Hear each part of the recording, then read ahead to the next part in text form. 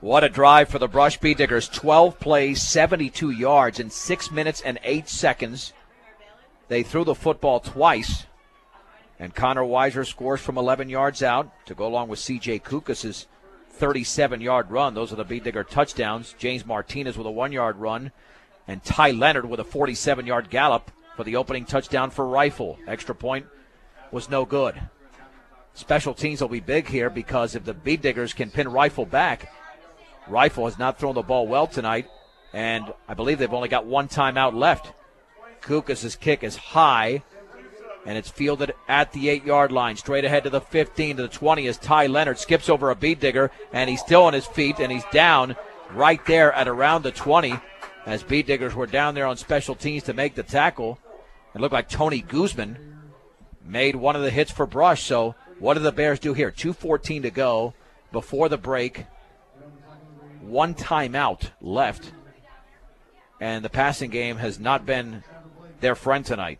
Well, and the thing is, if you're a Bear, you're hoping that wind is a little bit more behind your back, but it's not. It's more of a crosswind, and so there's not anything that's going to really help them air that thing out and get it down the field. So 1st and 10 at the 20-yard line. Rifle would like to cut down a little bit on the penalties. Not too bad. 5 penalties for 30 yards so far. Bee Diggers 2 for 17. Shotgun formation. 2 receivers out to the left. Irving Gomez in motion to the right. The option right by Burgess using the short side of the field. There's the pitch. And, boy, a big loss in the backfield. I think that might have been Martinez for a loss of a couple. And, I mean, there were so many Bee Diggers. Loss of a couple. How about 5? Back to around the 15-yard line. You know, they tried to run that to the short side of the field again, that option. That's a really tough thing to do. But they must have been looking at that Fort Morgan film because, remember, Fort Morgan went the distance, and it didn't take them more than a few seconds from about that same distance out. That's a very good point. Second down, they'll call it 14 yards to go from the 16-yard line. Bee Diggers do have 2 timeouts remaining. They can call one after each of the next 2 plays. If Rifle does indeed decide to run the football. Shotgun formation for Burgess. He'll hand it off, and a big hole across the right side is closed rather quickly. Shea Hansen makes the tackle after a gain of 4. And that might have been Martinez again. And check that. No, it was Ty Leonard. Ty Leonard, Dave, with the gain of 4. 3rd down and 10. And the Bee Diggers called timeout shortly after Dave Uhrig and I called timeout. Hey, I'm just stoked that our coaches are down there. They're fired up, and it's fun when your team's doing the right thing and playing for that touchdown right before the half, because you can believe that Brush has the momentum right now. Oh, without a doubt. I mean, they just used up over 6 minutes of clock, which in high school football is over half a quarter. Now it's 3rd down and 10 for Rifle. They've been unable to complete a pass downfield, although on a couple of occasions they did have an open receiver, but they have not been able to connect. The Bee Diggers do have 2 interceptions, one by Bruce Melendez, the other by Brandon Rutherford. Brush has committed a turnover themselves. That led to Rifle's 2nd touchdown on just a 12-yard drive. 3rd and 10 for Rifle at their own 20-yard line. Burgess in a shotgun, 2 receivers to the left. He's going to hand it off instead, and a huge hole up the middle for Ty Leonard, but he took a bad angle and then cuts it up back up the middle for a 1st down across the 30. And it was Brandon Rutherford making the play. It looked like Leonard was going to have an easy 1st down, then ran laterally to his left, but then the Bee Diggers bailed him out, not making the play at the 28. And now Rifle can basically run out the first half clock with a 1st and 10 at their own 30-yard line. Clock is still running with 1:06 to go.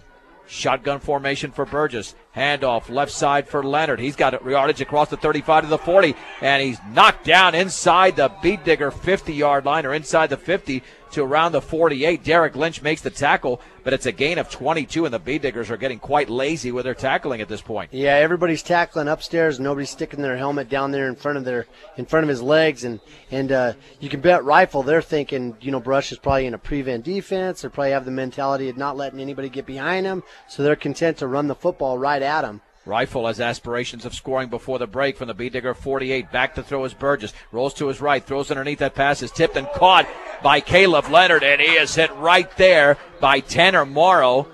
And now it's going to be a timeout called by Rifle, even though it's just a gain, actually, of maybe, or a loss of 1.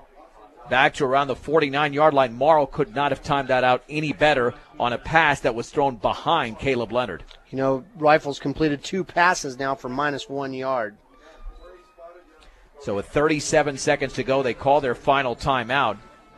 Bee Diggers are still in good position defensively, but boy, they blew a golden opportunity, Dave. You have a 3rd and 10. You had Rifle backed up to the 20-yard line.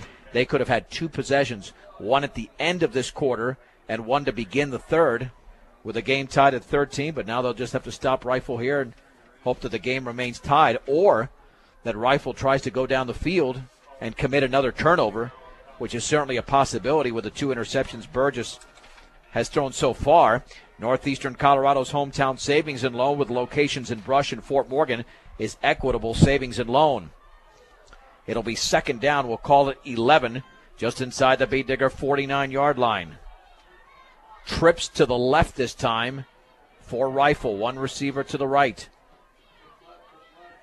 Will Burgess put this up in a shotgun? That snap bounces in. Now he's going to have to fall on it. He had a knee down. It was a low snap. It was a bad snap. And it's down at the 44-yard line. That'll be a loss of 7. The Bears race up to the line of scrimmage. Now it'll be 3rd down and around 17. 3rd and 17. The clock reads 15 seconds and running. Burgess back to throw. Pressure coming from the backside. Throws up the middle. That pass going to be picked off by Rutherford at the 40-yard line. Breaks out of a tackle at the 50. Man from behind at the 40-yard line as he goes out of bounds with 5 seconds to go at the 38-yard line. That's a return of 25 yards unofficially by Brandon Rutherford. And now the Bee Diggers have a chance for a Hail Mary before the break. And I'll tell you what, Kukas has got the arm to put it down there, and they still have the receiver that can make that catch out there. I remember a year ago when Shea Hansen picked up a huge catch diving into the end zone in that game. Smart play by Rutherford, heading for the sideline. I think he might have seen the clock. It was right in front of him. He knew he was not going to go the distance on that play. Now the Bee Diggers will call their 2nd timeout. You wonder, maybe a hook and ladder day?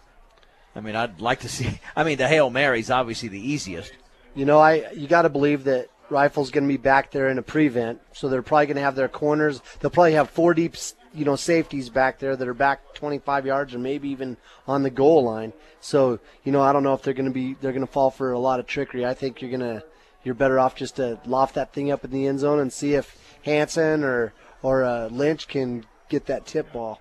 Well, the advantage the Bee Diggers have had tonight, even though they've thrown the ball a limited number of times, is that the Bee Diggers have proven that they can execute a 2-dimensional offense. Rifle is simply 1-dimensional. It's a good dimension. It's a positive dimension, but anytime they've thrown the football, more often than not, it's been disastrous with the 3 interceptions, the various incompletions, and, like you mentioned, the 2 completions for -1 yard.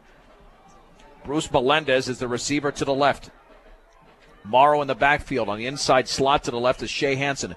5 seconds to go, tied at 13. And under center is Kukas.